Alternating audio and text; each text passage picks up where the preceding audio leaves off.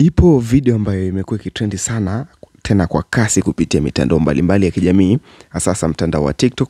Video ambayo inamuonesha mwanadada Margaret Nduta ambaye alitarajiwa kunyongwa hivi leo, ikiwa ni tarehe 17 mwezi wa 3 mwaka 2025 huko Vietnam, na hii ni baada ya kukamatwa na dawa za kulevya.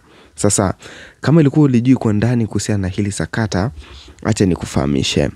Margaret Nduta Makaria mwenye umri wa miaka 37, raia wa huko nchini Kenya, alikamatwa mwaka 2023 nchini Vietnam na dawa za kulevya kilogramu 2 za cocaine. Ananyongwa leo tarehe 17 ya mwezi wa 3 mwaka 2025, ikiwa ni siku ya Jumatatu. Kwa mujibu wa tovuti ya Daily Nation, Margaret alipewa hukumu hiyo mnamo Machi 6 mwaka 2025. Alisema alipewa mzigo huo wa dawa za kulevya na wanaume kutoka Kenya aliyemtaja kwa jina moja la John. Pia taarifa hiyo inaeleza kuwa alifanikiwa kupita katika viwanja vitatu vya ndege bila kukamatwa kabla ya kugundulika huko Vietnam. Viwanja hivyo ni Jomo Kenyatta nchini Kenya, Bole huko Ethiopia, pamoja na Hamad huko Katari. Hata hivyo, Margaret akijitetea mahakamani nchini Vietnam alidai hakufahamu kama mzigo ule ulikuwa na dawa za kulevya. Kwa mujibu wa taarifa kutoka huko Vietnam, Margaret atakula chakula chake cha mwisho kesho saa 1:30 usiku na kisha kunyongwa saa 2:30 majira ya usiku. Hiyo ndio taarifa ambayo ilikuwa haujui kuhusiana na mwanadada huyu Margaret, lakini kumekuwa kuna video ambayo ikitembea kupitia mtandao wa TikTok, video ikimuonesha mwanadada huyu Margaret Nduta kama vile anaenda katika ile sehemu ambapo huwa ananyongewa huko gereza la huko Vietnam.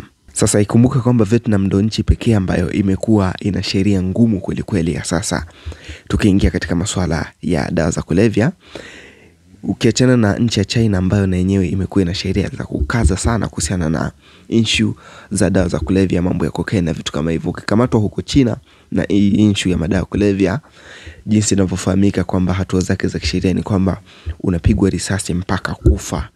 Kwa hiyo wao ndio wameshikilia hapo sheria, yani ukizingua tu kule kuonekana una madawa za kulevya, cocaine na vitu kama hivyo, kule ni kama vile kuchezea uhai wako mithili ya shilingi kwenye tundu la choo. Kwa hiyo kule sheria yao ni moja tu, wanakupiga risasi mpaka unakufa.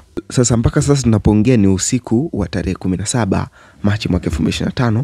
Hatujapokea taarifa yoyote kuhusiana na kifo cha mwanadada huyu Margaret Nduta ambaye alitarajiwa kunyongwa. Kwa hiyo hivi jinsi tunavyoongea tunaendelea kupekua kupitia pages mbalimbali pamoja na reports za huko nchini Vietnam kuona kama hili swala limekamilika au bado. Japo kulikuwa kuna mazungumzo ambayo yalikuwa yanaendelea kati ya serikali ya nchi ya Vietnam pamoja na huko Kenya majira ya leo, kulikuwa kuna sintofahamu, lakini pia familia ya mwanadada huyu ambaye ndio mhusika aliyetarajiwa kunyongwa usiku huu, familia ya Margaret Nduta walikuwa wanalia sana wakimwomba rais wa nchi yao William Ruto kuhakikisha analisimamia hili mwanzo hadi mwisho ili kubageni na serikali ya Vietnam kuhusiana na hili swala la kunyongwa kwa Margaret Nduta, ili ikiwezekana ahamishwe kutoka katika gereza la huko Vietnam kuletwa huku katika nchi ya Kenya. Lakini mbali na hivyo, ikumbuke kwamba makubaliano ambayo yanaweza pengine wakayaamua kati ya serikali ya Kenya pamoja na serikali ya Vietnam, wanaweza wakachukua makubaliano ambayo yatagharimu vitu vikubwa ama thamani kubwa katika nchi ya Kenya. Na mara nyingi watu kama hawa tunaona mara nyingi nchi za huko inaweza kusema labda ili tuwape mfungwa huyu basi mnabidi mtupe labda madini kadhaa kutoka katika nchi yenu ama mlipie kitu fulani. Kwa hiyo gharama zake zinakuwa ni kubwa, sio za kitoto katika swala hili. Kwa hili swala limeendelea kuteka headline sana kupitia mitandao mbalimbali ya kijamii na vitu kama hivyo.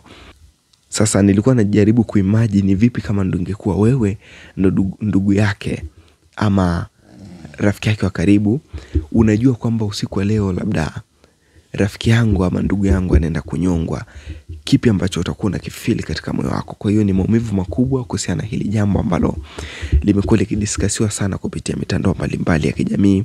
watu wengi wamekuwa wakiblame serikali ya Vietnam kwa hatua ambayo wanataka kuichukua kwa raia huyu wa nchi ya Kenya, tena akiwa ni mwanadada. Kwa mimi kwa upande wangu naweza ngasema hili ni pigo kubwa sana kiukweli. Sasa upi mtazamo wako wewe kama mfuatiliaji wetu na mwanafamilia yetu wa Nguvu wa Dax Media? Endelea kusubscribe ili tukuletee habari mbalimbali kuhusiana na hili sakata la mwanadada huyu Margaret Nduta, kama kweli amenyongwa au bado hajanyongwa. Endelea kusubscribe.